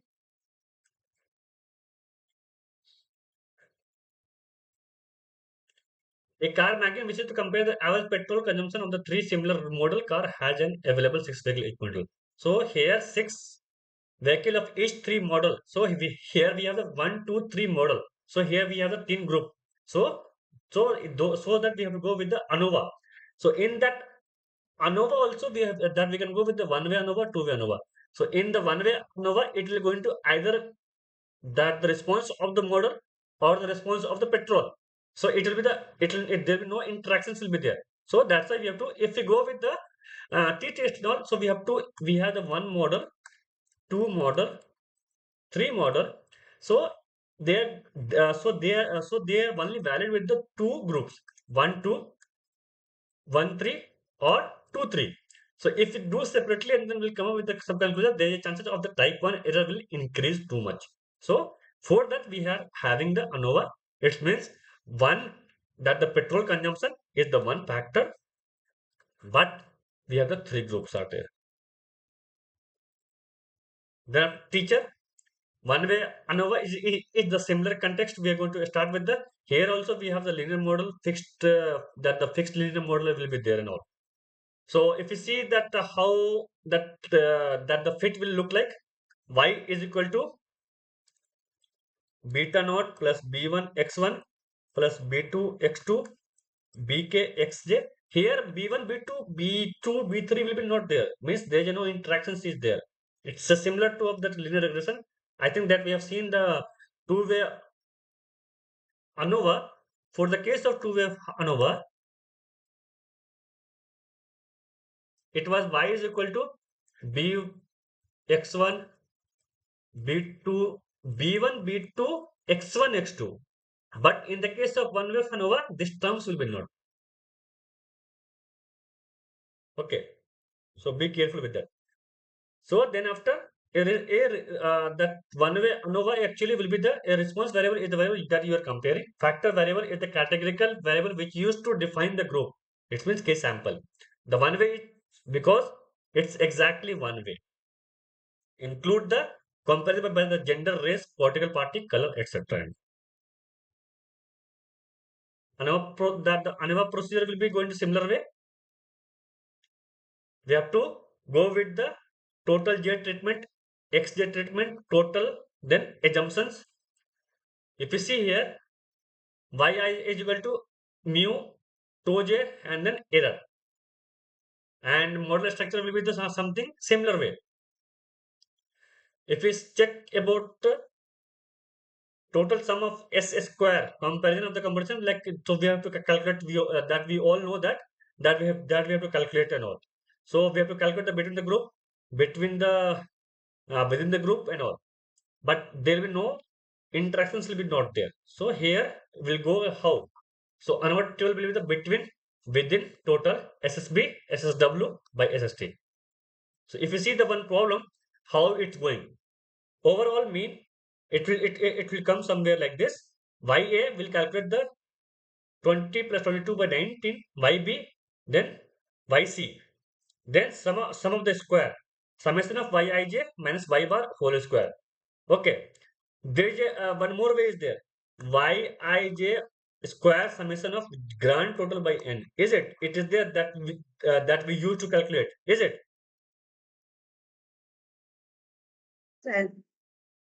So, So that we can calculate in a different way also. This is also one way. So this is also one way. So here we calculated Yij minus Y bar square into the, what you can say, whole square. Because here we are not going to calculate the mean and all, so it will be the less. But here Yij minus and GT, the GT is the grand total. 20 plus 22 plus 19 plus 20, so all summation, it will become GT square n 3339. So it came. So SST then SSB. Summation of Ni yi square minus y bar. It will go. Then SSW. SSB. Then we'll calculate the SSW. SSW we can calculate because the SST that we all know that SSB plus SSW. So we can calculate. Then after ANOVA table, MSB and all. This is the final things will comes into the picture. So I think it's clear. I think if you have any doubt, that the all PPTs are there in the drive folder that you can download and then that you can refer. Is it? working space. Then after we'll go with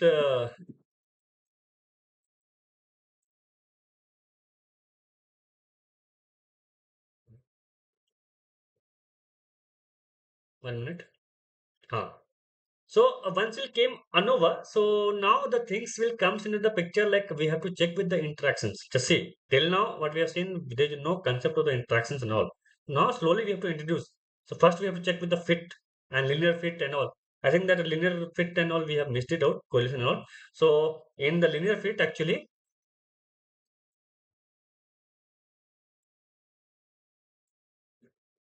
y is equal to mx plus c plus error was there.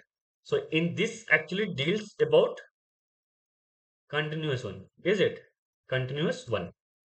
So there is one problem also there that you can go through that you have to calculate the m or x and all that you have to calculate. So if we talk about the logistic regression, so that the linear regression actually deal with the continuous problem. It's something called like this, like this, like this. It's up to the data set how it's varied and all. But if we talk about the LR recall that the logistic regression is actually when the response variable is the binary, either yes or no, either success or failure, either 0 or 1. So in that case, probability of that response will be the equals to 1. If we talk the individual, so let's say we have the three types of the factors are there. Let's say if any person or the batch, a student, so in the mess they are giving the biryani, or one day they are giving the something called sambar or some original food and all. So if it is someone like or something, so they're going to make if it is biryani will be the frequently, if that will make the dominance, so that happy or something, or if it's someone having non-vegetarian or something like someone like this food, so it will be the sad. So it's based upon the how the things either happy or either sad. It's based upon the this is called black box. Here we're going to put. So binary outcome that the response will be the variable 0 or 1. Independence that observation will be the independent always. Then the linearity in the logic means it's a not going to compare with the what you can say linear, but it deal with the log odds. Then no multi-collinearity and all. So why logistic regression bounded output that the probability are between the 0 and 1, either 0 either 1. Non-linear transformation because that we all know that that always that data will be not going to be a it's not going to be a, it's not going to be a, what is it collinear or the linear data and all so there is always if it is a non-linear transformation, so we have to use the logic function. So in that case healthcare predicting the disease presence, either disease, either no disease. That the marketing, customer churn prediction, either churn or the return. Education, admission predicted based on the score, either admit, either rejected. So there is no in between.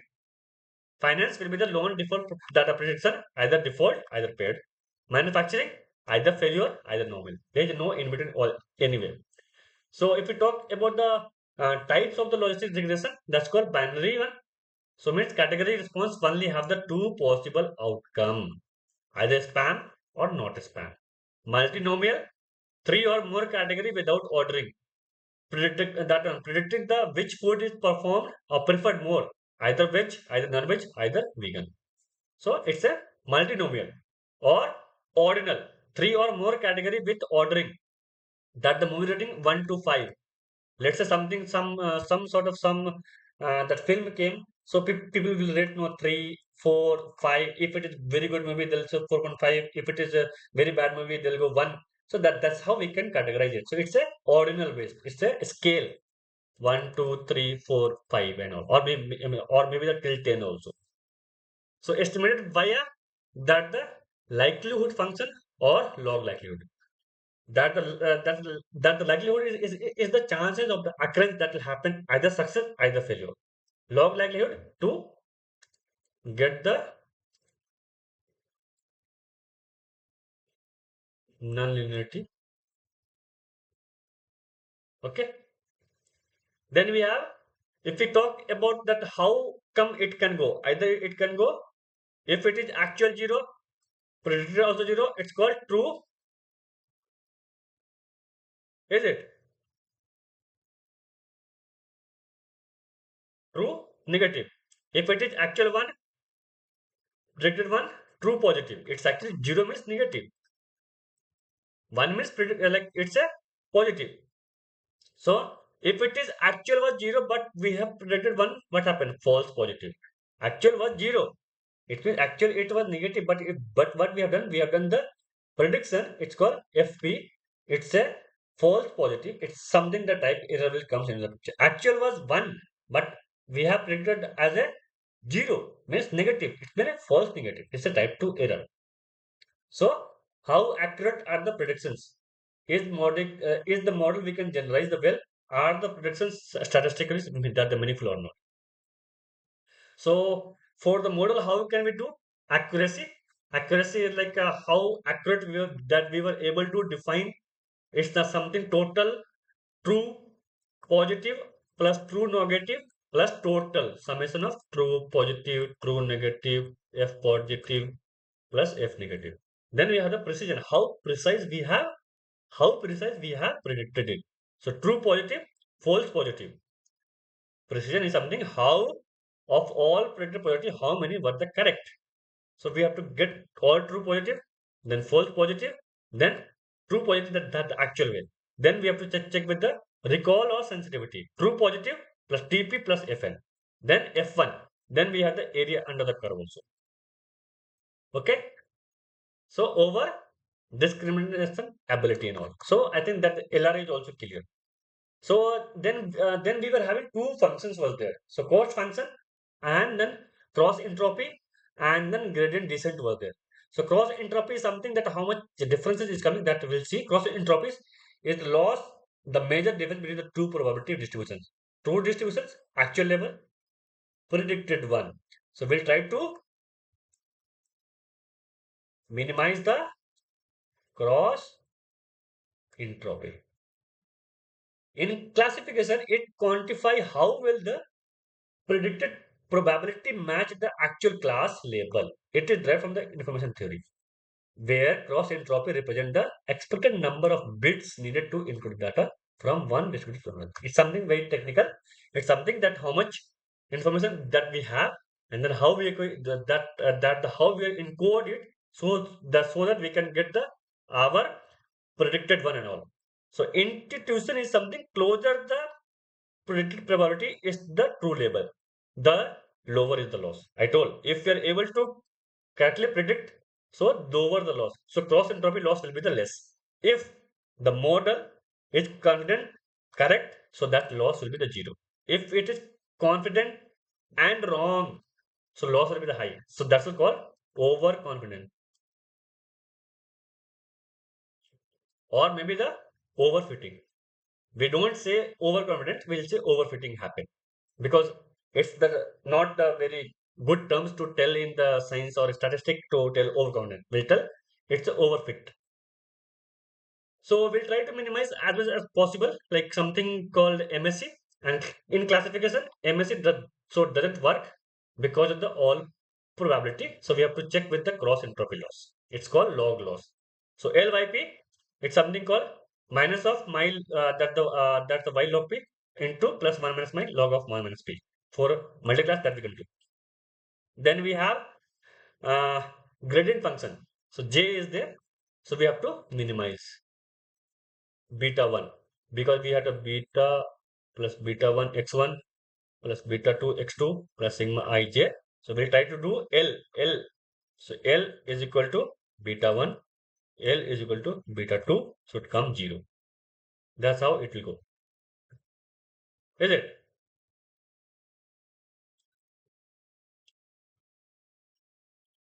So Yes, then sir. we came across to the design of experiments. Now we are just introducing. Now we'll come to the slowly. We'll come to the interactions now. So design of experiments is actually nothing. It's called segregating or organizing the how we have to go proceed with the observations or how many experiment that we need to take it out and all. So we need to conduct the experiment on the system. Observation on the system or process can lead to the theories hypothesis that makes system work, but experiment type described are required to demonstrate that the theories are correct. Okay. So in the design of experiments, they're going to give the input that the obvious thing will be there. Then we'll be having some control factor. Let's say I'm going to cut metal. So we have the metal sheet. Here we can control the speed and the tool. Something we can control the heat. Something we can control the some other parameter. So that is called control factor. Then some uncontrolled factor will be there. Then the output will come into picture. So that's how. So that's how we have to control the uncontrollable factor. So that we can get our better accuracy or better picture we can get it out. So actually, so the problem is that we have to objective of the experiment is something determine the which variable are more influence on the response y. Let's say y is equal to mx plus c. So which x or if it is multiple variables we have, so how effective or how much effectiveness on the y it is there. Determine the set of the influence x so that y almost always near to the desired number. So y will be getting some actual value and y will do some experiment. So it should come close to the actual one. So what should be the what should be the optimal value?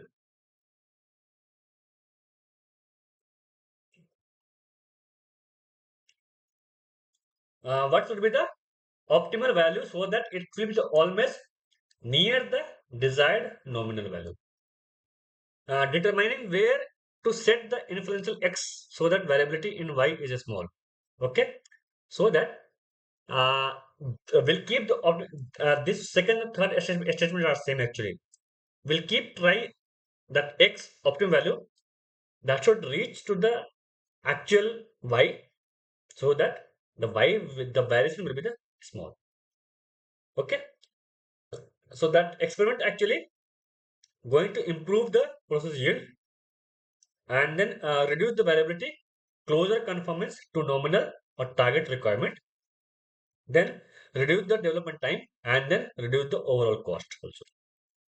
So principle of the statistic design, so statistical design of experiments, randomization, replication, blocking, and then factual responsibility. So randomization is something we have said we'll do experiment like this. So we'll take randomly, we'll do, and then we'll come with the pictures and all. Then randomization is something called underlying the use of the statistical method that the randomization is something both the allocation of the experimental material and the order in which individuals run the experiment performed are randomly determined. It's meant randomly, not the things we have to specific or specified.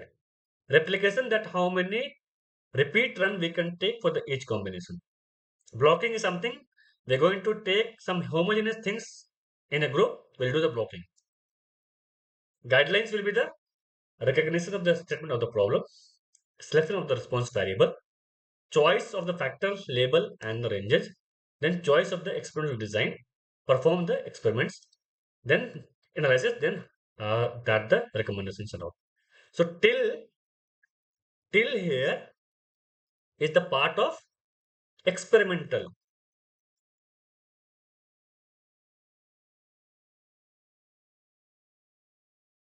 and performing the experiments is a process. Statistical analysis of the data, conclusion remarks with the essay called statistic. Okay, so this thing we have discussed already 6 or 7. So now we are going to design the experiments. Okay, so now we'll go with the randomized complete block design. It means one block will be the preferred with the similar, but it's randomized one. Either block one, either block two, either block three, either block four. Okay, so because if you're not going to control the uncontrolled factor, what will happen? They're going to inflate the error, making it hard to the detect treatment difference. So that's why we'll use the blocking principle. Group experimental into the look that are relatively homogeneous. Within each block, compare all treatment. Complete will be the all treatment occur in each block. So that's why so that the name itself, that's called randomized complete block design. It means complete, like all treatment will occur in the each block. Randomized treatments are randomly assigned to the unit within the block, like this. Block 1, 2, 3. We have, but the plot will be the T2, plot 2, plot 3, plot 4. T2, T1, T3, T4. T4, it's random. We are not going to make any specified. So means treatment is the factor of the interest. Fertilizer, drugs, and methods. So we have that. Then the block is the nuisance source fact of variance. It's a soil subject. We don't think much. We think much. Plot 1, plot 2, plot 3, plot. So number will be the. So what is the statistical model? It will be a similar of that mu plus TOI plus BJ plus error. So this is called overall mean. T will be the treatment effect. B will be the effect of the block. Then we have the error. So what are the assumptions actually? Assumptions is similar to what we took in the ANOVA. Its observation within the each block are independent. Errors are normally distributed within the mean zero constant variance. Treatments are randomly allocated to the units within the blocks. Then additive model will be the no interaction between the blocks and treatment. Till now, we didn't introduce the any of the interaction effect. Once we come to the interaction, it will go into the replication, and then it will go to the two-way ANOVA. Then we'll finally finish it up. So how it will go? So we have to calculate the y is equal to, that's the model we have. SST will calculate the yij square minus gta square by n. Then after treatment of sum of square, SSTR, t1 square plus t2 square plus t3 square minus gta square by n. It's a minus gt square by n. By b, it's a number block. Then block sum of square, b, that the b1 square, treatment square, treatment square. No, treatment square, treatment square. Then the block square. Then we can calculate. Then after error will calculate to the SST minus SSTR minus SSBL. Then we'll calculate the degree of freedom for treatment. So that's called T minus one for the block, B minus one, error T into T minus one into B minus one, and total will be TB minus one, which is calculated. So that's how one problem was there. That will not solve. I think this we have solved already. Now we'll go to the why it is required actually.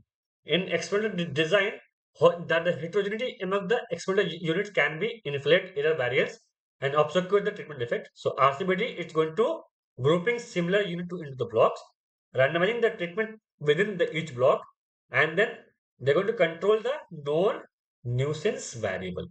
So this actually we have to control. So RCBD is going to increase the precision, statistical power by reducing the unexplained variations. So in this also we are having the assumptions is the same. Effects are additive. Normality like residual are the normal distributions. Homoscedasticity is the equal variances across the treatment and block. The data should be observation and there is no interactions and all. Similar problem. Then we have where is the applications actually. We can see the application in the agriculture, fertilizer trial across the soil type, medicine we can check with the drug tester across the hospital, manufacturing we can check with the machines, qualification across the shift. So RCBD application, crop experiment where soil fertility varies across the plots. Medicine we can check, sports also, physiology also. So now RCBD will control the one nuisance factor. Is it? Ladder Scott design is when you two source of the nuisance variation. Means blocking factor also we have to control. It means in CRD we control zero factor, zero controlling. RCBD one nuisance factor will control. But here LSD will calculate the two factor. So Latin square controls the row effect and then column effect also. RC that the limitation of the that the CRT and RCBD need for more control. So control for the two resistance factor structure of the LSD P by P square, P treatment, P row, P column. So each treatment appears once in row, once per column. So that's how it will go. A, B, C, D, B, C, A, D, and all it will go. So for this we have the model like let's say number of standard square for the 3 by 3 is the 1. Total number of Latin square is the 12. Number of standard square for the 4 by 4 4. But 5 by 5 it will become 56. I know till here it will open. So if you see that how it will go, that mathematical model, it will go y is equal to mu alpha I plus tj plus bj plus error. So here it will come the alpha also treatment block. Okay. So here SST will become SS row, SS column, SS treatment, SSE. So here it's earlier it was that we were having only treatment only, no block. So now here we can control the block also. We can see here.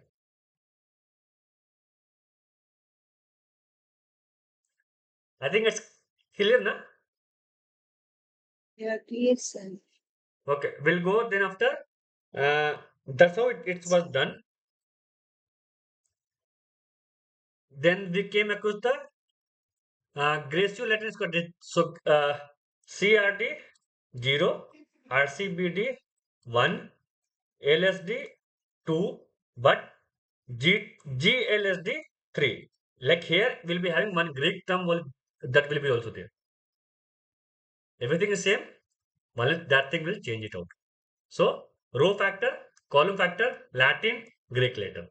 So we can check here. Latin letter treatment, Greek letter, SS row, SS column, error, and all. So that we have solved the problem also, that you can go through that. So then after we'll come across the interaction. So whenever we are going to check with the interaction occurs when the effect of the one depends upon the another factor also. So means factor A, types of the fertilizer, it's organic versus the chemical. Factor B, irrigation level, low versus high. So it will come only under high irrigation, but not under low irrigation. It means there is a interaction will be there. So if you check here, so we have mu, alpha, beta, it's independent, but interactions also there. We have some examples for that. Then we discuss the two-way ANOVA when we are having two factors simultaneously, like effect of the fertilizer also and then irrigation methods also. So means we're going to check with the factor A, factor B, and then AB also. So factor A, independent categorical factor fertilizer type level. They're going to check with the fertilizer A, B, C main effect, independent influence of the one factor on the dependent variable. Then we have the interactions when the effect factor depends on the another level.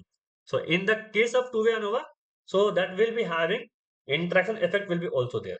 So first assumption will be the independence, then the normality, then we have the homogeneity of the variances, then we have the additivity will be there. So it will be always no additivity, like it will be AB, not the A plus B, So here we can check with the how it's going. Mu, alpha I, beta j, alpha beta, factor A, factor B, and then interaction plus that we have done. Then we can calculate the SSA, SSB, SSAB, SSC. SST will be SSA plus SSB plus SSAB and SSE. So SST we can calculate like how? We can calculate the summation of pi I square by GT square by n. SSA with the one factor alone, SSB second factor alone, then interaction we can calculate and all. So here we can see SST, this one SSA 1 by B into n T I square minus GT square by n. SSB 1 by a n TJ square minus GT square by n. And then SSB Tij minus SSB GT square by n. So that the problem that we have seen also. Then we came across the factorial design. It's a two factor, three factor and all. Many experiments will have the two factor or more factor will be there. So here we can do the like here that that the factor A at the low level, at the high level, low level, and high level. So effect of A at the high level, y plus t by 2. Effect of B at the no effect of A at the low level, x plus z by 2. So then we have the main effect, y plus t by 2 minus x plus z by 2. So effect of A individual.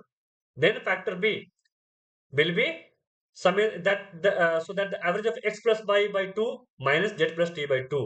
So that the individual effect of the factor. If we take the interactions, it will come like this. It will come like this. So here we didn't discuss the interactions. We just discuss more into like this. So when there is no interactions, then the line is the parallel. When there is interaction, it will going to cut at some point. Then we came across it's a similar of two-way ANOVA only.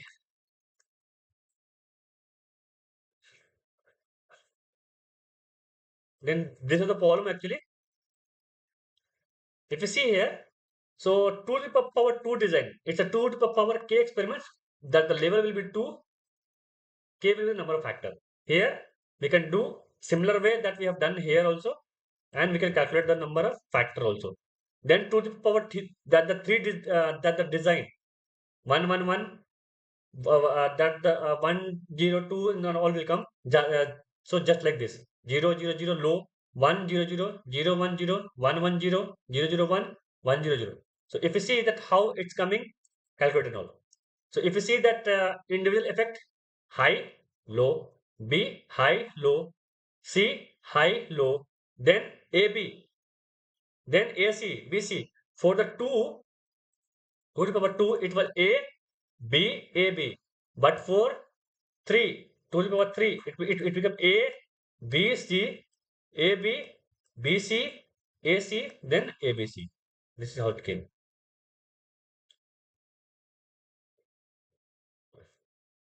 So I think it's all clear.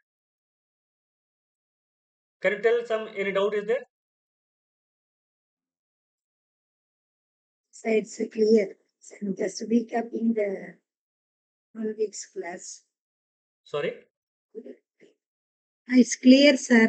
Just were able to recall. Yeah. So I think this will You be were helpful teaching like this. for your end semester exam. So, yes, sir. Yeah. So just go through that and follow up the video sometime, or you can see the PPT that I explained fully. And if you have any doubts, so please ask, or so that I get clear.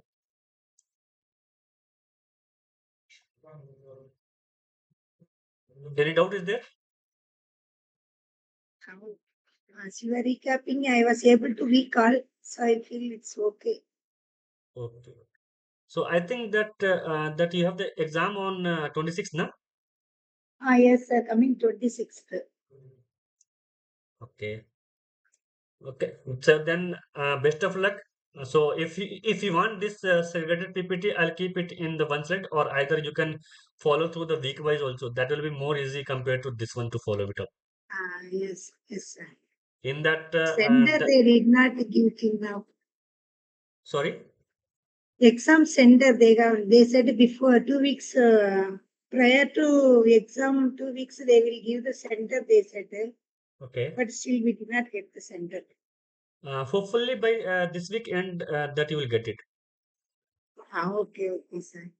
Uh, I think that you will get it because there is no change in the any schedule and all, so you will get it. But the center and all, it will be we don't know, but so that the team are working on that. Once it finalized, then they will send the mail to all those who are registered for the exams and all. Ah, okay, sir. Okay, thank you. It was very good to Okay, have you for the 12 week and 13 week, and hopefully we'll see you in the future lectures also. okay. Thank you, sir. Thank you for your patience, really sitting and explaining all the content like in school days. So it was really nice. Very happy to listen to you. So I was regularly trying to attend every week your classes. So it Yeah. was really a brainstorming, and I also gained more knowledge after attending your class. So always I think something max is something very tough. But attending to your class, I felt it is something really I can able to understand. I was able to grasp also. Yeah, yeah. As well as every week I go through that PPT, so it was really useful. So everything I have downloaded and I have saved and kept. So Okay, thank you thank you. so much for Yeah, yeah, your okay, thank class. you. Because this was the second time I was teaching. That the last time I taught biostatistics and design of experiment.